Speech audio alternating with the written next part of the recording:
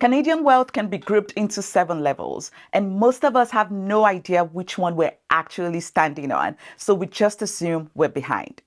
By the end of this video, you'll know your exact level in real Canadian dollars and the one move that gets you up to the next one.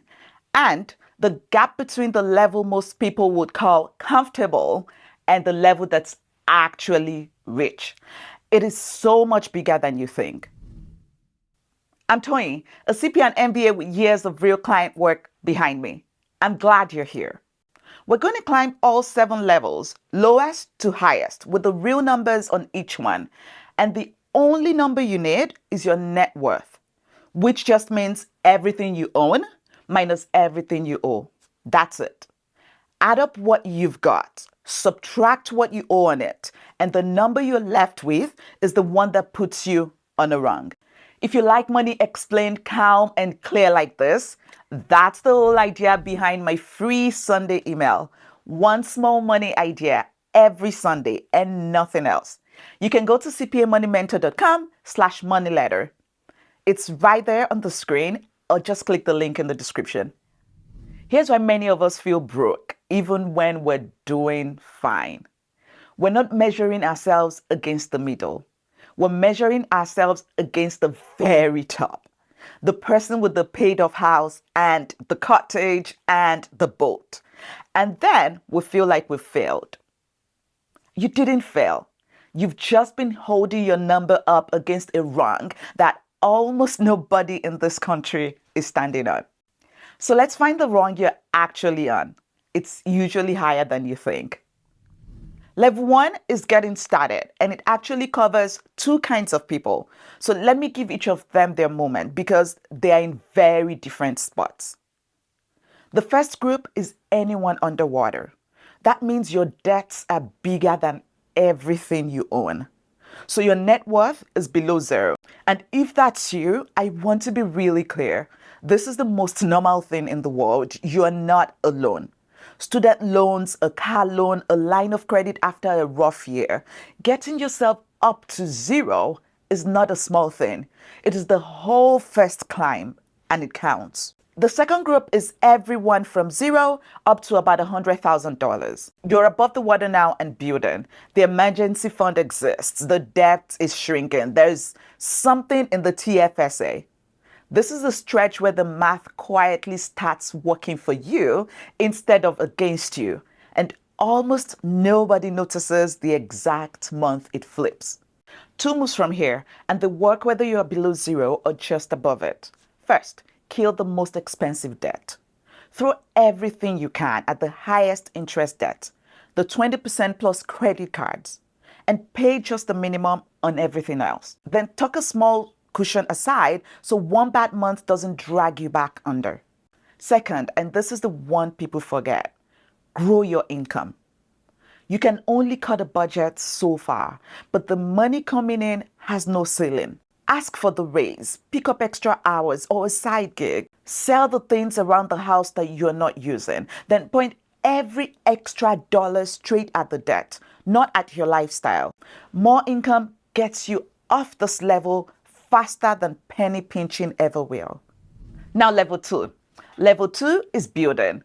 $100,000 up to $300,000. You're clearly climbing towards the middle of the country now. The debt that's left is mostly the cheap kind, a mortgage, maybe a low-rate car loan.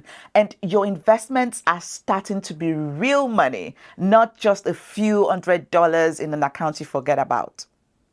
The move up from here, this is the long climb. So put it on autopilot. Set up an automatic transfer into a TFSA or an RRSP every single payday.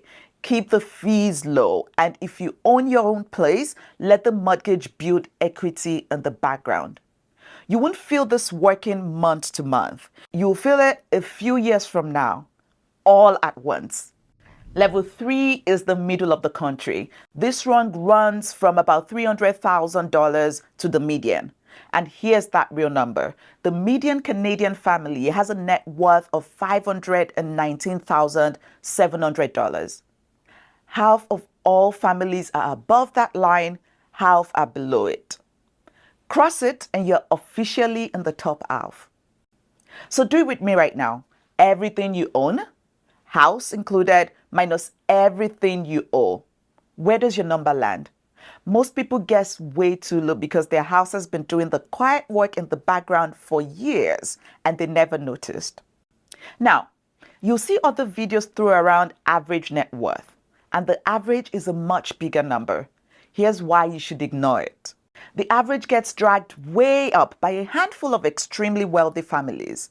It's like the average salary at a big bank. It looks enormous until you remember it includes the CEO and some very senior executives. And the person at the counter earns a tiny fraction of that. The median, the family standing on the actual middle rung, is the honest mirror, and that's 519,000. The move up from here is to accelerate. As your income climbs, bank the raises instead of letting them get absorbed into your lifestyle. Use up more of your TFSA and RRSP room. Kill the mortgage faster or invest the difference. At this level, a higher savings rate moves you more than any other hot investment ever will. Level 4 is comfortable. From the median up to $1 million. The mortgage is shrinking really fast. The retirement accounts are real money now, and you've got options you didn't have before. And I want you to notice something. This is the level most people, if they're honest, would call enough. A paid down home, real savings, choices. Hold on to that word, enough. Because it is not the level we compare ourselves to. Not even close. The move up from here is mostly don't break it. At this level, the wealth compounds on its own. So the job is to keep the automatic investing going and avoid the big unforced errors. A lifestyle that balloons the second the income does. Keep it boring and let time carry you toward that million and beyond. If you're not sure whether you're on track or which level you could actually reach, I help you build a plan around real numbers so you can stop second guessing every money decision. I work with every client personally, so I can only take on a handful at a time. If that's the kind of help you want, the link to work with me is in the description. Now, level 5, you're a millionaire. A net worth over $1 million. And there are about 4.4 million Canadian families on this run, which is roughly the top fifth of the whole country. Here's what surprises people. $1 million doesn't make you the richest person at the barbecue anymore. It usually looks like a paid off house plus solid retirement accounts. Comfortably in the top fifth, not a yacht in sight. Real and reachable. But this is where the ladder stops being about your street and starts being about a completely different world. Level 6 is the top 10% and it starts at $2 million. Now here's the number that should stop you. The top 10% of Canadian families hold 53% of all the wealth in the country. More than half of everything held by one family out of 10. That's the level where the money starts to concentrate. And level 7 is rich. Actually, really, really rich. The top 1% of Canadian families start at $7.4 million, and it climbs up from there. Right at the very top, families worth $10 million or more, there are only about 108,000 of them in the entire country. So, remember the gap I promised you at the start? Here it is. Comfortable was level 4, somewhere between $500,000 and $1 million. Rich, the real top 1%, doesn't even begin until 7.4 million. Those two are not neighbors on the ladder. They are a dozen rungs apart. And here's the uncomfortable part. Which one do most of us quietly grade ourselves against? There's a famous study they wrote a book about, and the book is called The Millionaire Next Door. Researchers went hunting for millionaires in the fanciest neighborhoods, the big houses, the luxury cars in the driveway, and they mostly struck out. Because the real millionaires were next door, in the normal house, driving a used car, mowing their lawn. And a lot of people in the big houses with the shiny cars, broke. Big income, big spending, almost nothing kept. The book has a name for that. Big hat, no cattle. So here's the reframe. Rich and enough are two different levels, and the person who looks the richest is very often the one who isn't. The good savers, the careful ones, they feel like failures because they're staring up at level 7, 7.4 million, when what they actually want is level 4, enough. And enough is reachable, and it's usually a lot quieter than it looks. So here's where I've landed after years of doing real people's numbers. Chasing rich is what makes people feel poor. And I know that might sting a little if you've been grinding toward a big number. I'm not knocking ambition. I'm ambitious myself. I just don't want you to feel miserable on the way to a number you don't even want. Aim for your enough, the level where your bills are covered and your choices are yours. And you quietly pass most of the people still stressing towards a number that was never going to make them happy. Compare yourself to the middle rung and your own last year, not to the top 1%, and not to your flashiest coworker.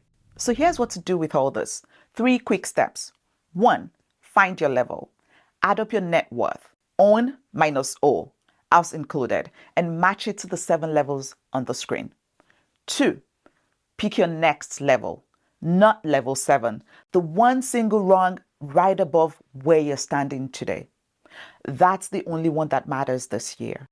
And 3, make the one move for your level, the one I gave you as we climbed.